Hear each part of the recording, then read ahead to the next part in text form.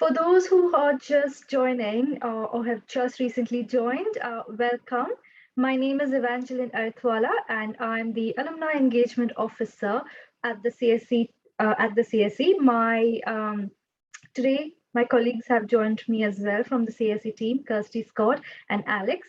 So, on behalf of the CSC team, I would like to welcome you all to this webinar on climate finance, the key to achieving climate ambitions in the Eastern Caribbean. This webinar is part of the CSC's Climate Action webinar series, which launches today and will take place until 19th November. As part of the webinar series, 14 webinars will be presented by Commonwealth scholars and alumni from across 11 Commonwealth countries. And with this, I would now like to invite our webinar speaker. Presenting this webinar, we have with us Commonwealth scholar Courtnae Bailey, who will appear on the screen very soon. Courtnae is from St. Vincent and the Grenadines and is currently in her final year of PhD studies. Given her Caribbean background and a sound understanding of climate impacts, influenced her to pursue her PhD research focusing on increasing private investments in climate change adaptation in the Eastern Caribbean small island states. In this presentation, she will talk about her PhD research, which falls at the intersection of science and policy. Courtnae is a 2017 Commonwealth Scholar and is currently completing her PhD at Imperial College London. On behalf of all of us present today, I would like to welcome Courtnae. Courtnae, a big welcome to you, and over to you with your presentation. Thank you, Evangeline, and thank you, everybody. Good day, everyone. Good morning, afternoon, evening, night, wherever you are. Thank you for joining the webinar, and allow me to thank the Commonwealth Knowledge Hub for the opportunity to present some of my work as part of their COP26 webinar series. Today, I will be talking about climate finance and more specifically, private adaptation finance for the Eastern Caribbean. That is what my research focuses on. Climate finance is a really important topic in climate negotiations, and I might be a bit biased here, but if you ask me, one of the most critical elements alongside political will to tackling climate change. I say this because the science is clear that we need to take action now, but to be able to take action, we have to raise the capital and financial investments for both adaptation and mitigation, and that will allow us to move from just speaking about it and knowing that we have to do it to actually implementing these solutions so that we can transition to low carbon, climate resilient development pathways. So COP26 actually started yesterday for the negotiators, but will officially start on Monday, 1st of November. And climate finance is going to be a big topic there, if not one of the biggest topics alongside adaptation, which I am focusing on as well, adaptation finance and nature-based solutions. In the follow-up to this, you may have heard, I don't know if you follow this topic, you may have seen a few numbers being thrown around. For example, I think in the week of UNGA, the President of the United States promised to mobilize US 11 billion per year by 2024. And then similarly, Prime Minister Johnson has stated that the UK government will provide approximately US 15 billion per year towards climate finance. Now, this might actually seem like big numbers, but it's actually not enough in terms of the needs of developing countries to mitigate and adapt to climate change.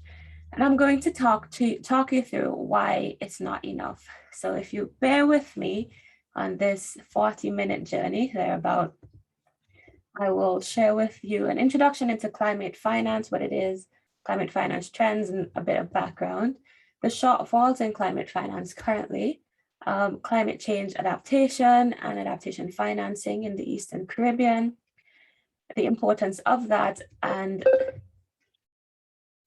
then the role that the private sector and how some possible solutions in terms of increasing private finance. So what is climate finance? So one of the challenges with climate finance currently is that there's no actual agreed definition of what climate finance is. However, I will share with you two definitions that are commonly used. So climate finance refers to local and national and transnational financing drawn from public and private sources to mitigate and adapt to climate change and also to facilitate technology transfer. This definition from the UNFCCC was born out of the history of climate finance, which is to assist developing countries because they have a common responsibility as well to transition and reduce emissions and adapt, but they don't have that capacity or the capability to do so. So developed countries are supposed to provide funding to developing countries to facilitate climate action. We have another definition from the SCF, which is the Standing Committee on Finance, which kind of encapsulates what it can do. So climate finance aims at reducing emissions, enhancing greenhouse gas sinks, reducing vulnerability, and maintaining and increasing resilience. That latter half is what I focus on, which is on reducing vulnerability and maintaining and increasing resilience. That encapsulates adaptation. So the history, I started going into the history of climate finance, and that, as I said, was born out of the understanding that developing countries do not have the same capacities as developed countries, or as we would say in UNFCCC negotiations, Annex 1 and non-annex countries. And the bit of history there is initially climate finance, as I said, was international. So there are two streams that I like to classify them as. Firstly, international climate finance, which focuses on the UNFCCC, which is the United Nations Framework Convention on Climate Change, which is the body that handles climate change negotiations, which is who are leading COP26 and all the other COPs that have happened before. Now, international climate finance, I say international climate finance and global climate finance just to distinguish a bit, because since its conception, it has changed slightly to encapsulate other source of funds. So international climate finance is what I firstly spoke of, which is that 100 billion goal that we now have. So based on the understanding that we need to give developing countries funding, at COP15 in Copenhagen, it was agreed that developed countries would provide 100 billion in finance to developing countries per year, and they were supposed to hit that target by 2020. We're now in 2021. And then the other tranche of climate finance is global climate finance, and this is usually what is recorded in if you ever had the opportunity to look at the climate finance landscape published by Climate Policy Initiative, they tend to have a much bigger and wider figure of climate finance, which just doesn't look at the flows from developed countries to developing countries, but also the flows between developed and developing countries. So the big number for COP26 that we will be focusing on as developing countries in those negotiations is the 100 billion target. And I mentioned earlier that this is actually not enough, because for adaptation alone, we need more than 100 billion per year in developing countries. So I'm going to talk you through some of this, but just to summarize, as I said, the initial international climate finance developed to developing countries, 100 billion per year. And then we have the global climate finance. There's no goal, but as I will show you soon, it's a lot much more than what we currently see flowing from developed to developing countries. And I'll talk a bit about why that is interesting. So as you can see from the graph on the screen, we have two lines. One is global climate finance and one is climate finance, which I count as international climate finance. International climate finance is on the lower end. So as I said, we have that goal to reach 100 billion mobilize 100 billion by 2020. Now in 2019, we're only at 79.6. And current estimates already show that we did not make that target for 2020. Whereas when we look at the global climate finance, we're all the way at 615 billion being mobilized between, within, and by developed countries and developing countries. Now, what does that signify for us? It says that it's not the case that there isn't enough money. There's enough money to be mobilized to developing countries, but it's just not being mobilized at the speed and the scale that we need it to. And that signifies that we have some barriers. But one of the things that we identify is that the private sector are large funders or contributing to that $615 billion figure we see in 2019, whereas for international climate finance, we're not necessarily seeing that level of engagement from the private sector. So looking at this diagram, what we have here is, we're looking at the flows of climate finance mobilized.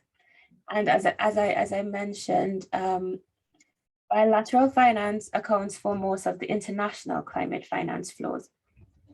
The private sector contribute less than 20% of finance flows to developing countries. Whereas when we look at the global climate finance landscape, the private sector are contributing more than 50% of global climate finance. So what would be the barriers to this type of investment?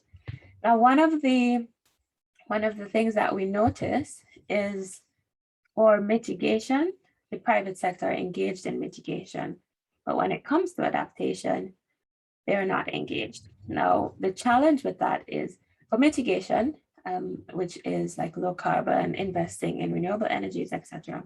We have that common indicator, which is CO2 avoided or CO2 equivalent. And we can easily, well, not easily, we're able to put a price on carbon. So there are carbon, intrinsic carbon prices, etc., which allow investors to see how much they're saving.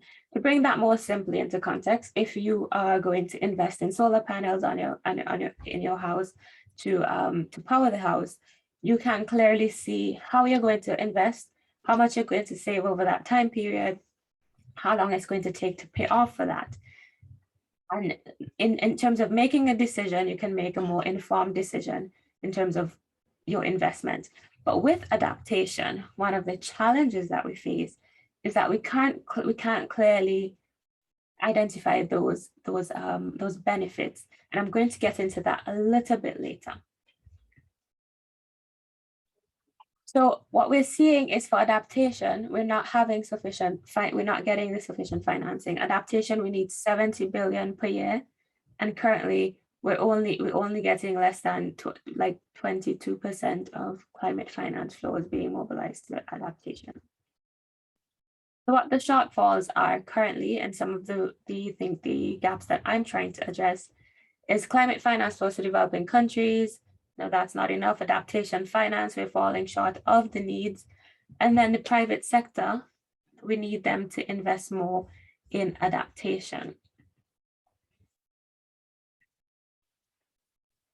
So in terms of addressing this, COP26 is actually addressing some of these challenges, whereby we have 4 main goals for COP26, and those are mitigation, adaptation, finance, and collaboration. And my work actually comes at the intersection of 2 of these. Well, essentially 3, because collaboration is the key to delivering all of this. But adaptation and finance is what I'm working on, and specifically international climate finance, where we can try to mobilize the 100 billion to more than the 100 billion to developing countries. Because as I've shown you, the private sector are capable of mobilizing more than 100 billion. And I'm trying to find ways in which we can get that done in the Eastern Caribbean. So I'll go back a bit and adding to what Evangeline already said earlier. I'm from St. Vincent and the Grenadines, which is a small island state in the Eastern Caribbean. And for us, tackling climate change is critical to sustainable development, whereby we are dependent on a lot of climate sensitive economic sectors, such as agriculture and tourism. And for St. Vincent and the Grenadines, like many other SIDS, our priority is climate change adaptation. The reason for that is SIDS in total are responsible for less than 1% of global greenhouse gas emissions. So although mitigation is still a focus in terms of ensuring that we are aligning with low carbon climate resilient development pathways, the main aim for us right now is to ensure that we are adapting and preserving and making sure that our economies, our livelihoods are resilient to climate change. And because of the gap I identified in broader climate change, climate finance, which is a private sector investment, I decided to focus my work on that. So that before I go into my research, particularly on adaptation finance, I want to give a bit of background on what climate change adaptation is and the challenges that emerge around financing adaptation, which hinder or become barriers to the private sector. So climate adaptation refers to the process of adjustment to a system or to the actual or expected impacts of climate change. That is the impacts we're already experiencing, for example, in the Caribbean. Those impacts include hurricanes, we have sea level rise, etc. And also making sure that we are resilient to future impacts that are projected in climate models. Now, adaptation typically happens across these 6 sectors: agriculture, water, health, coastal protection, and natural resource management. The purpose, and however, to devise these adaptation strategies, we must first understand what is vulnerability, and the various impacts so that those solutions are tailored to the needs of that ecosystem that we're trying to make sure is resilient. So the purpose of adaptation is twofold: to reduce vulnerability to the impacts and to build resilience when that event does happen. When developing climate adaptation projects and plans, we must understand vulnerability. Now, vulnerability is comprised of 3 components, which is sensitivity, adaptive capacity, and exposure. So exposure means like the presence of people and ecosystems in areas that are at risk. So for the Caribbean region, we're islands, and a lot of our economic development, a lot of our development itself is along the coastline due to topography. So by default, we have a lot of assets that are at risk. And then sensitivity refers to the degree to which a system can be affected. Now, there are 2 elements to this, which is sensitivity could have economic sensitivity. As I mentioned, we are dependent on climate sensitive economic sectors. So that sensitivity will be higher. And then there's the element of adaptive capacity as well. And that refers to the ability of the system or institutions to respond and react. Oh, the Eastern Caribbean, as I said, we are amongst the most vulnerable countries in the world to climate change due to our exposure based on our geographical location and our sensitivity.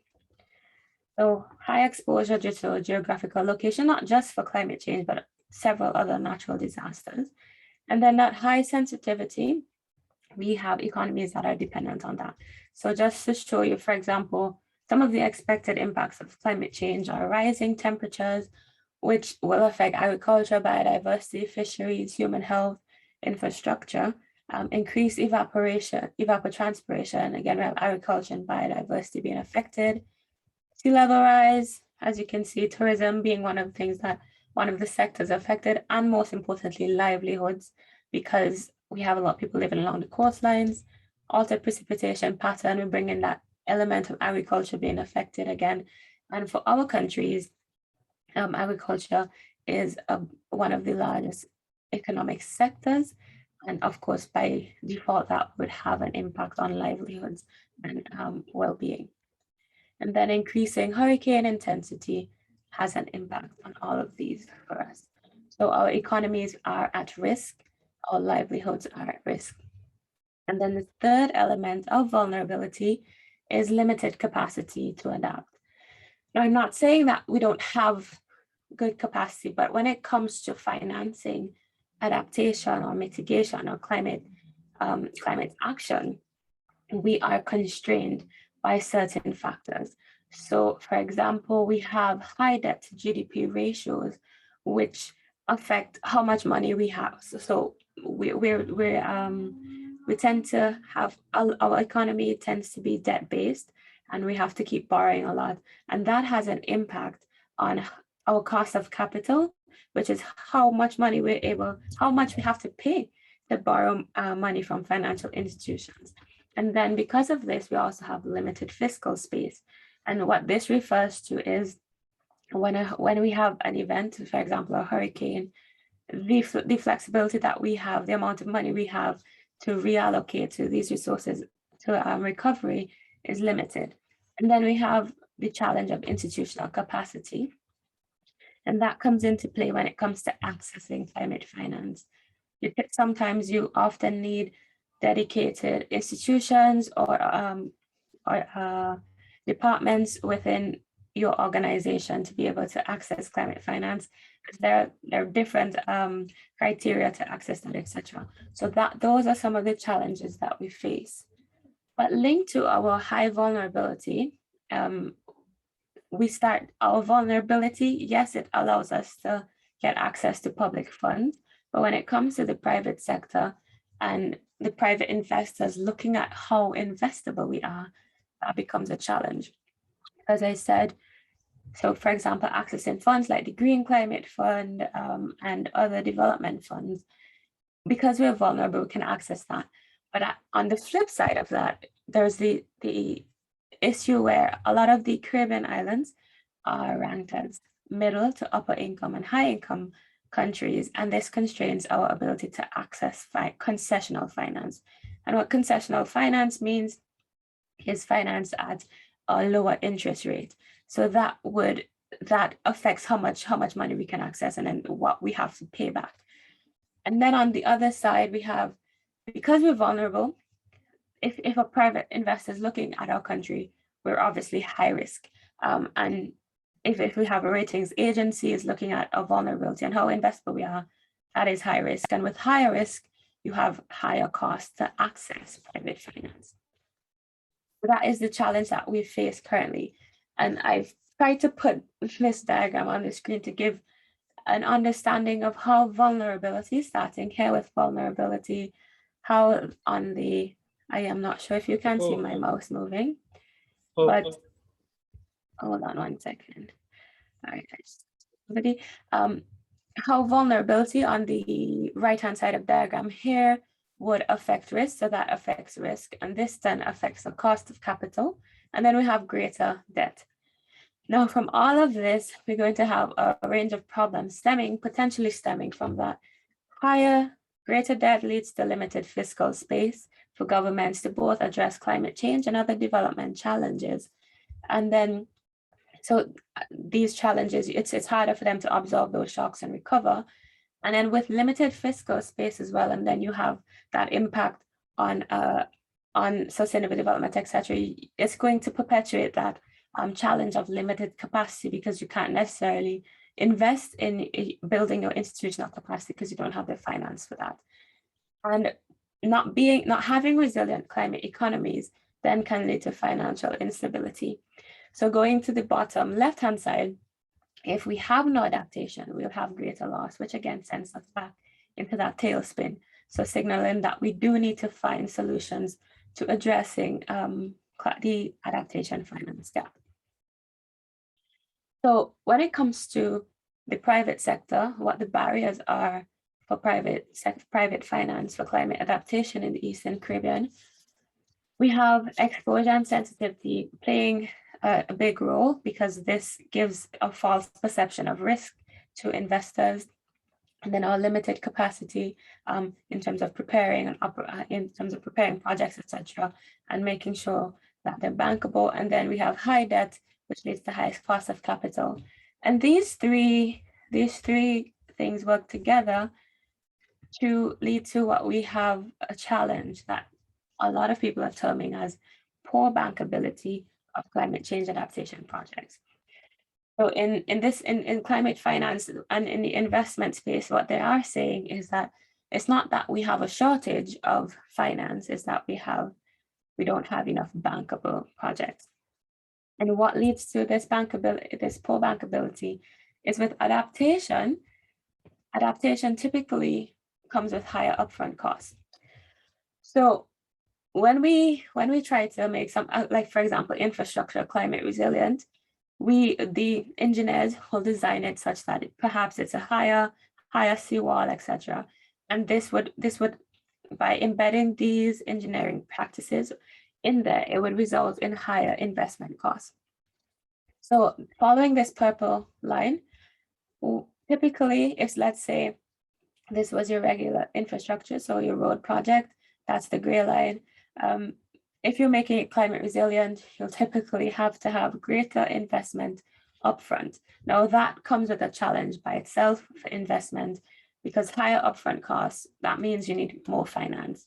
Now coupling that with the challenge that we have as SIDS and Caribbean states, which is that high cost of capital, more finance means even more, even higher cost of capital. But the challenge with adaptation itself is that it's hard to identify the benefits. So the benefits are longer term than what investors typically want. So they're more interested in short-term benefits and returns. But for adaptation, you won't really see the benefit until that climate event happens. So if we don't have that huge flood event until 20 years from now, we're not going to see that that cost saving right away. And how do we translate that into returns for investors? So that's one of the challenges. So the high upfront costs. But in addition to that, it's, as I was mentioning, it's kind of hard to justify the additional investment because you're not going to see it right away. But there are different ways that we can see that. But what stands currently in financial appraisal is that we have a difficulty quantifying the benefits, because the benefits don't just have to be long-term.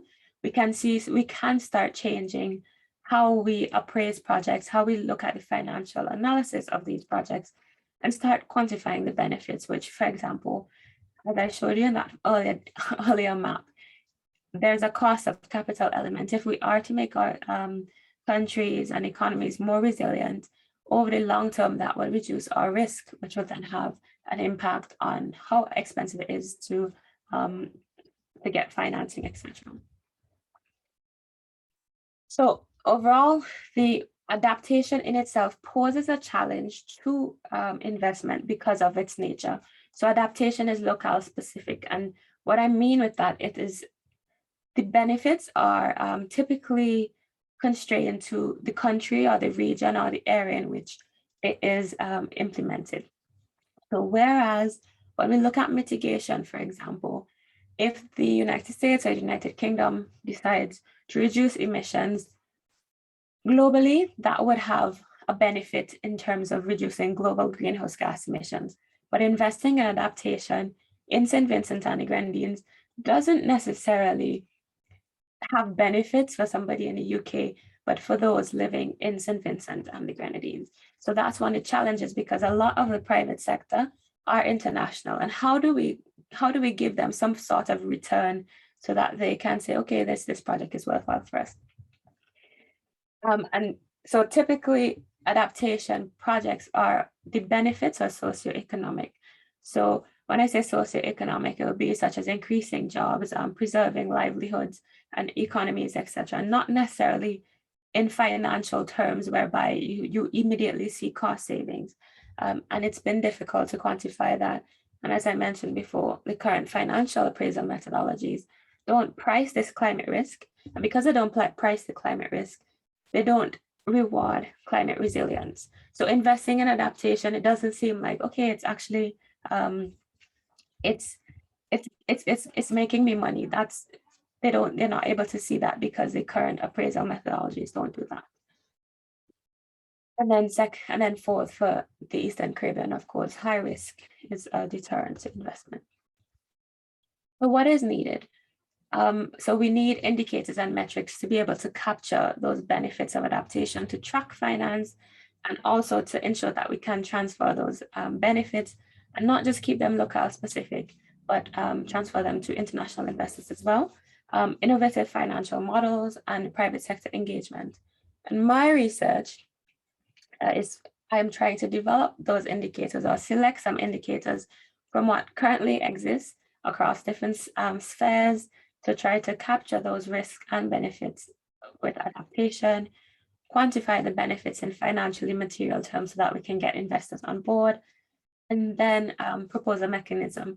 So I don't go much into detail on the specifics of that. As Evangeline said, I am in my final phase of writing up and will have to defend soon. So once that's done, I can share more. But what I will share with you is some of my initial thoughts. That's not published yet. So increasing finance, so based on what I've said, there's a clear mismatch between the private sector's understanding of our risk and what they need in terms of returns and what the public sector, the countries, are able to give. So on the government side of things, we have those socioeconomic benefits.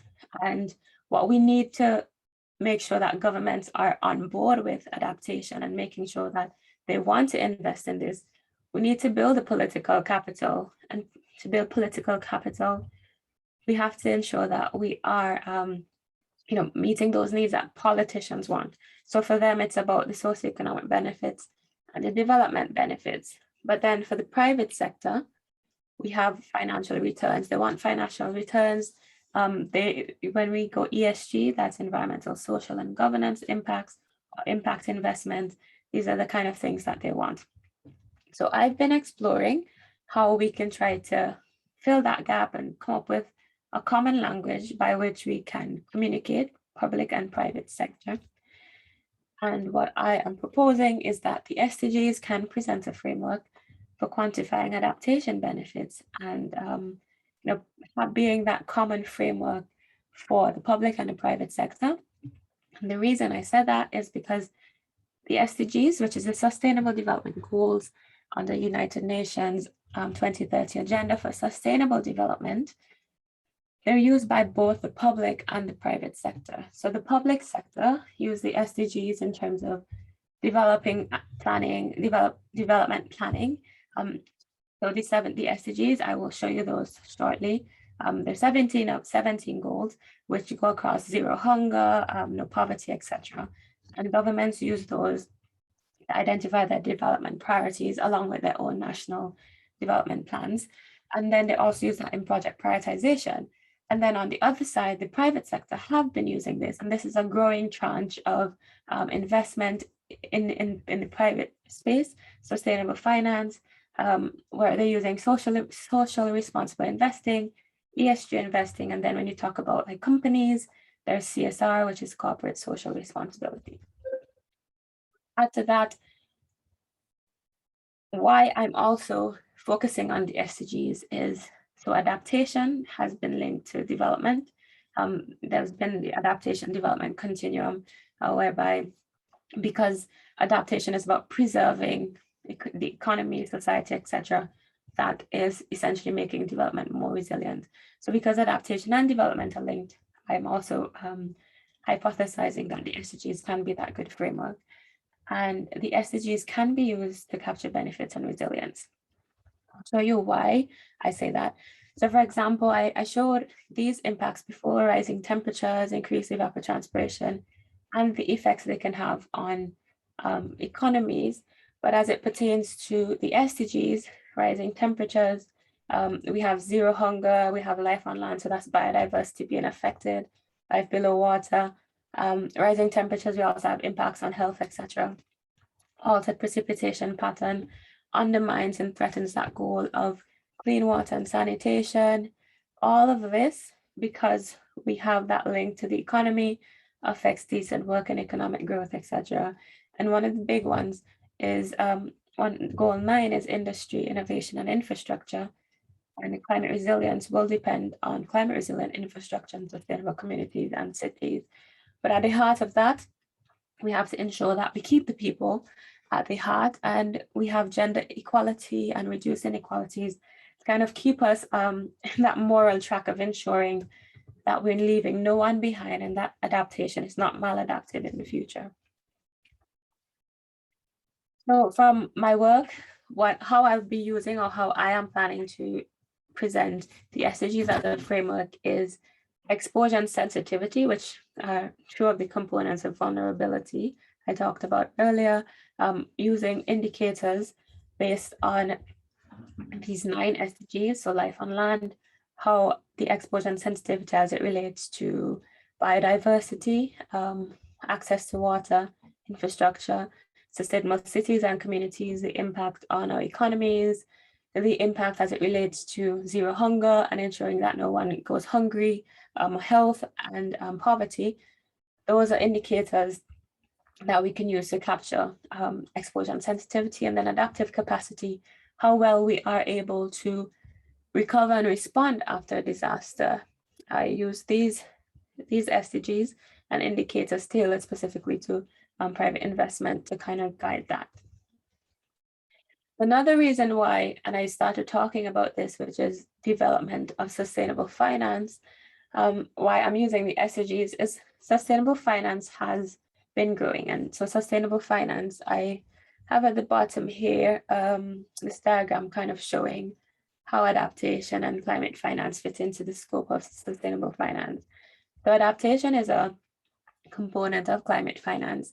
And when you look at it in the broad picture, climate finance is a subset of sustainable finance. So sustainable finance is finance taking environmental, social, and government considerations into account when making investments. So climate change becomes that environmental component. And this has been growing, where we've seen a number of instruments being developed. So we have bonds and loans. We have the growth of green bonds, sustainability bonds, sustainable and social bonds, just similarly to sustainability linked loans, etc. And these present a good way or new instruments that we can start using also for climate finance and addressing the challenges that we currently face in climate finance landscape. And because sustainable finance has these guidelines, it presents an opportunity to give greater value to the socioeconomic benefits, which currently aren't rewarded in investment decision making. So, as I said, we have the opportunity to use this and use some of the new instruments that are being developed to try to improve and increase the amount of finance and the efficiency of climate finance flows. So from my work, I feel like I've been talking forever, but I'm almost to the end. What I hope, or my aspirations for my work, would be to assist the Eastern Caribbean in creating the enabling environment for the private sector and private investment into adaptation through the alignment of project proposals with private sector demands, but also aligned to their local development needs, because that is what's most important. But when I say alignment of those project proposals with the demands, it just means having a common language that the private sector can understand, which is more so based with finance than development. And framework for capturing and communicating the adaptation benefits. And as I'm here as a CSC scholar, and all of this has been afforded to me through the opportunity of the CSC. And overall, the benefits of this scholarship have been great. I have learned a lot being a researcher. So I was able to realize my goal of creating solutions to address climate change in the region. Still working on that, but soon to be there. I have improved my knowledge on skills on climate finance. You can be the judge of that.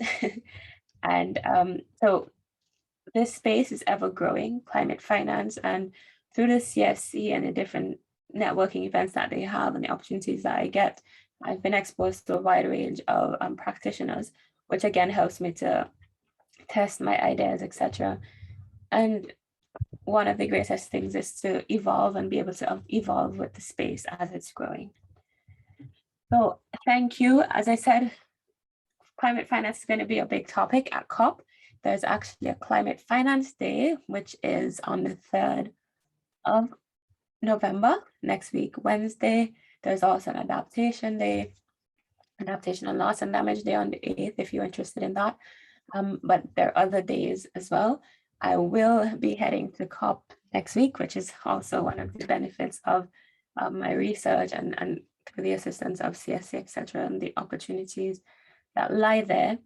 And I hope that maybe if you are interested, you can follow some of these events. It is going to be in a hybrid format, so you're not going to be completely left out if you aren't there in Glasgow, but you can find a lot of the links to different events online.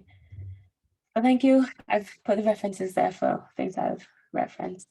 And Thanks again to CSC, and thank you for each of you for being here, whatever time of day it is in your country. And I think Evangeline will then do moderation for questions, etc. Wonderful. I'll give you a few seconds to take a break before we head to the Q&A session. But that was a brilliant presentation, Courtney, and thank you for sharing the schedule, the COP26 schedule, with our attendees today. This third last slide, if I'm not wrong. It was really informative and good on your part to share the days where climate finance and adaptation will be focused on during the COP26 event. Thank you for the wonderful presentation. It gave us great insights on your PhD research and sharing your expertise on climate finance and adaptation, especially in the context of the Eastern Caribbean region. I will now open the floor to Q&A session. If attendees would like to ask questions to Courtney, please do so by sending in your questions in the chat box. If you are comfortable unmuting yourself and asking your question to the speaker, please indicate that. Or if you'd rather want me to ask your question, indicate that as well. We do have a list of questions that have come in advance for you, Courtney. So I'm just going to share those with you for the time being as we wait for questions to come in the chat box. You may already see we have a couple of messages in the chat box. I think there's also a question there from, I think, Roy Porter. Yes, I will bring up the question. All right. So we have a question from our attendee who's first of all, making a note of how informative your presentation was. However, what are some of the possible solutions to obtaining finances for adaptation for the SIDS region? Do you foresee increase in private sector funding in the area of adaptation in the near future? So I think I'll start answering in reverse. So the part reverse. In terms of do I see or foresee the increase in private sector funding? Well, I would say private sector financing in the area of adaptation. I do, and the reason for that is recently there has, especially around infrastructure, not necessarily capacity building. I think capacity building aspect of it would still perhaps lie with public funding, so the donors, the Green Climate Fund, etc. But as it relates to private financing and private sector financing, we can, I feel like I'll break down private sector. So we can also focus on local private sector and then international private sector. So when I say local private sector, I think the work is there to be done in terms of raising awareness locally. So when we talk about private sector businesses currently in SIDS, how are they going, and homeowners, they're part of the private sector, they're not the government. We need to start making sure that there's awareness around climate change, and governments start putting in place plans and programs so that they can start investing in adaptation. Not just banks, etc., but they're investing in adaptation. And interestingly, there's Antigua and Barbuda, they have a SUR fund, so Sustainable Island Resource Fund, where they're trying to raise awareness and get homeowners or vulnerable homeowners to climate proof their houses. So that's one way in which we start seeing private local finance flowing. On the other side, we have to also create that enabling environment to get the private sector involved, so to get the banks locally involved. When you talk about wider private sector, so international institutional investors, etc., I do have hope, because there are a few initiatives. For example, the Coalition for Climate Resilient Investment. They're currently piloting a program in Jamaica. It's called the Systemic Risk Assessment Tool. And that is about identifying climate risk so that they can build the climate rationale for those investments. So you get the political buy-in locally. So you have governments and decision makers having a better understanding of where the risks are and where to prioritize our scarce resources. But on the further end, they're also developing new methodologies by which you can start pricing these benefits in. So they're going to be a big flagship event at COP26, where they're presenting this tool, but also sharing insights on the development that they have with, I think what they're calling physical climate risk assessment methodology. So with that, and that is a private sector led initiative. So hopefully things like that keep popping up and actually, turning into action and not just, moving from thought to implementation. So that's one way in which I see private sector funding in the region increasing, and with Jamaica being a pilot project, I think there's opportunity for us as SIDS to take advantage of that. And then just going back to your first question in terms of possible solutions for obtaining finance. Currently, I think there are a few opportunities from the public side. There's GCF, there's an adaptation fund. But I think one of the things we have to do is build our capacities to access those funds. We have a few countries that we can take best practice from, and I'm speaking specifically in reference to SIDS. For example, Jamaica, Antigua, St. Lucia, Dominica. They're pretty good at accessing climate finance.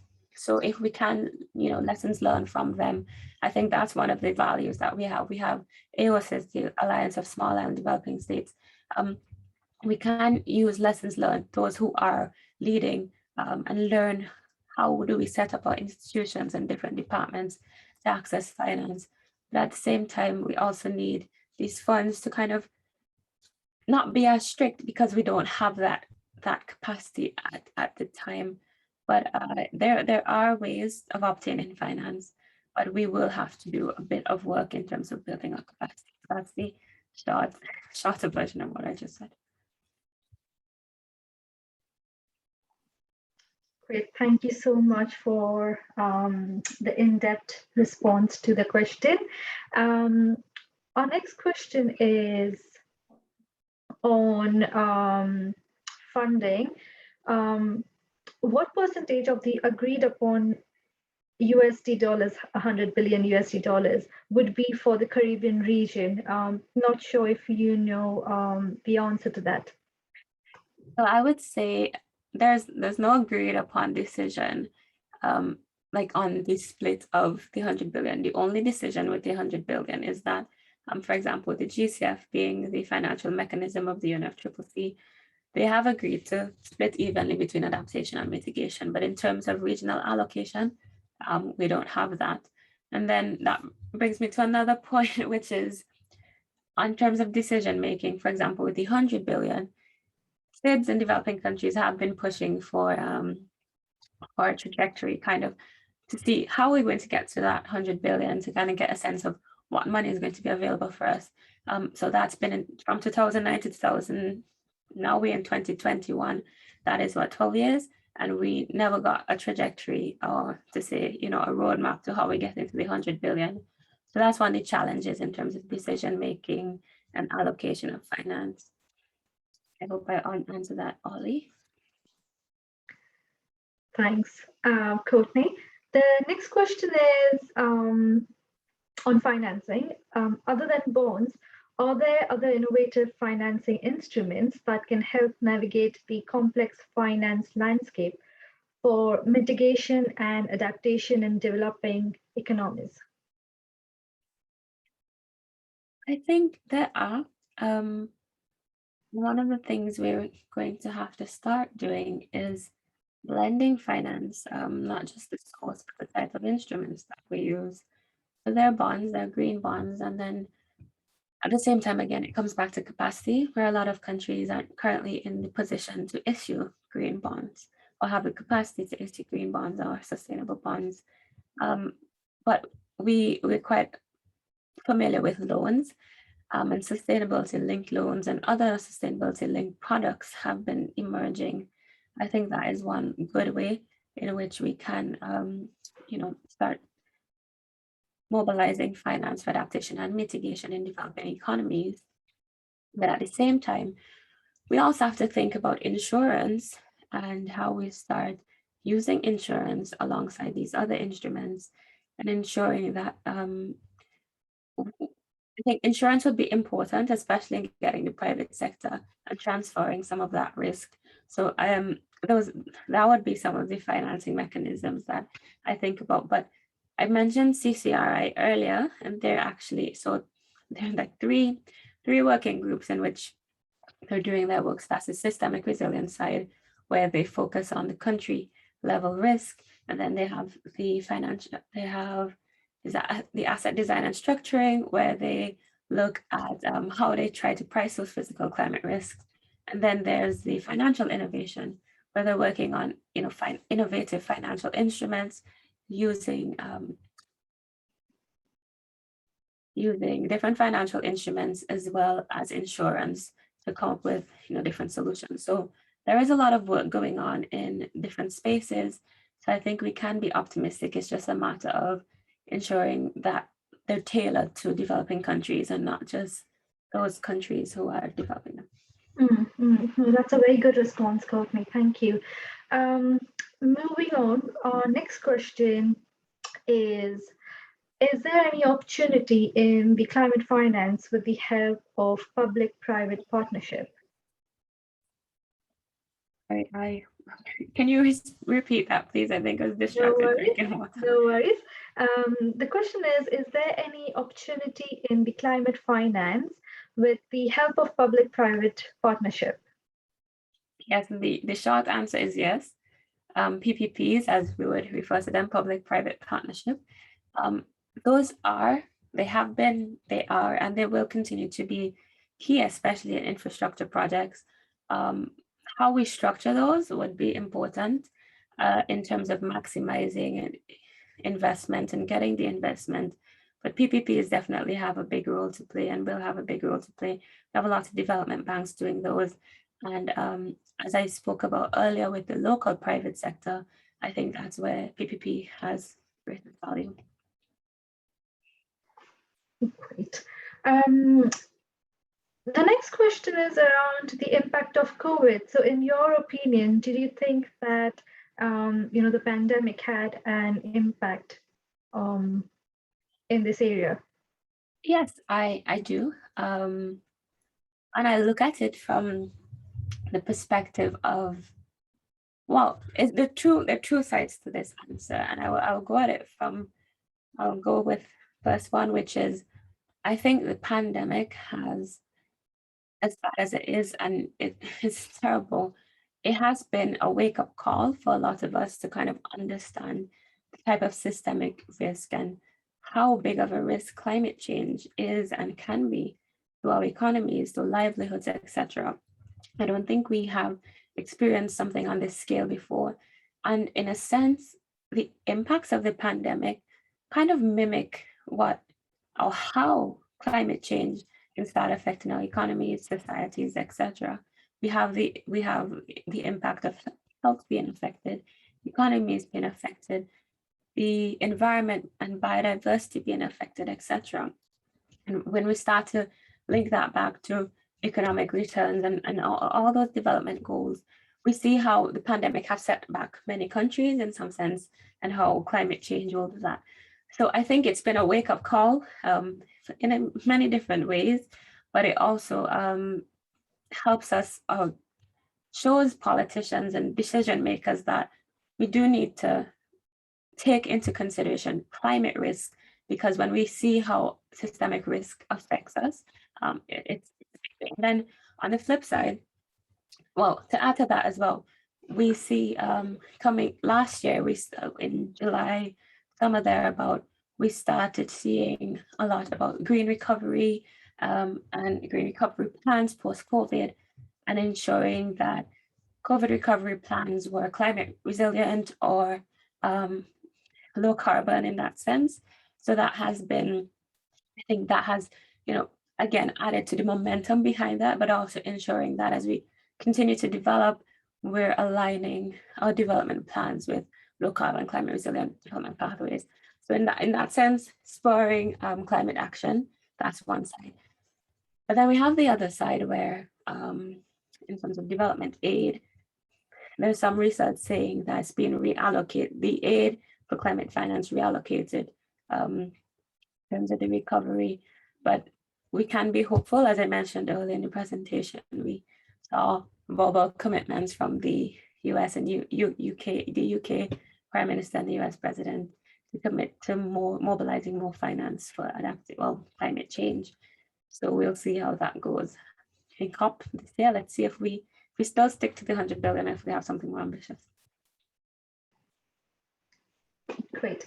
We still have a couple of more minutes before we end the presentation. So if attendees still want to ask questions, please do that. In the meantime, I will ask a few questions that have come in advance to the webinar. Apologies. How will the climate finance be allocated to achieve climate ambition in less developed countries? So I think the allocation in countries would depend on their needs. So I think in terms of meeting that, finance will ultimately should be allocated based on needs. So as I said, it would, for the SIDS for Caribbean, our focus is adaptation. Yes, we need to also focus on mitigation, but to say a 50-50 split between adaptation and mitigation when we need the 100% essentially of what we're currently receiving for adaptation would be a bit unfair to the needs or impractical. So I would leave that back with local decision makers to decide. But as I mentioned, in terms of the 100 billion goal and the Green Climate Fund, it's supposed to be a 50-50 split from the top down. But when we get on the ground, I think that should be based on needs. Great. One last question. How should we approach enhancing transparency in climate change ambitions in the Eastern Caribbean? Well, I do think, most importantly, that we don't really have that culture of monitoring, reporting, and evaluation in a lot of developing countries. And again, that comes back to the issue of capacity. We have different departments, sometimes just a team of 5 working on all the sustainability related issues, and having a hand in many different parts. It's hard to have that additional burden of reporting. But I think transparency will be key in terms of monitoring our progress, but also in terms of getting access to finance, because as I talked about with the private sector and a lot of public funds, you have to report on how you spend that money. So I think we need to start having more frameworks and clear, less subjective decision-making frameworks and tools where we can start tracking from early project cycles to implementation to review, monitoring, and evaluation of that project. So we need improved reporting and improved frameworks for decision-making. Great. So that was the end of our Q&A session. Thank you so much, Courtney, for responding to all the questions that came in during the live session currently, and also prior to the webinar. Your presentation gave us great insights on climate finance, climate change adaptation, the challenges faced, and also the potential ways to mitigate these. And it was really nice of you to explain how you will use the UN Sustainable Development Goals as a framework for adaptation as part of your research. I'm also really excited for you, that you are personally going to you're personally getting a chance to go to COP26 in Glasgow. That's very exciting for you, and good luck with your experience when you attend the event. And we hope that you keep us posted on how it goes for you. Equally, I would also love to thank all our attendees who have joined us for this webinar. Thank you so much for sending in your questions and for being a part of this webinar. We do have a lineup of webinars in the coming weeks. So hopefully you have registered for these. If not, please register for the upcoming sessions. And yeah, thank you once again. Courtney, Any thoughts or summary before we end the webinar? Of course, I have to say thank you to all the CSC for having me, Evangeline. Thank you so much for sharing. But most importantly, not negating any impact we've had, Evangeline, is to thank those participants. I think we have about 26 online. Thank you very much for being here. It's always good to have questions. I see a number of well wishes in the chat as well, so thank you for that. But yeah, thank you so much for being here, your questions, and taking an hour and spending that with me in a time I think we're all zoomed out already. But thank you so much. And if you ever want to reach out, you can connect on LinkedIn. I'm always happy to respond to any further questions or my research or anything else. So just thank you, and please continue to stay safe. Wonderful. Good luck for on completing your PhD research as well. I hope everything goes well. Very soon you will be completing your research, so we hope to hear back more from you.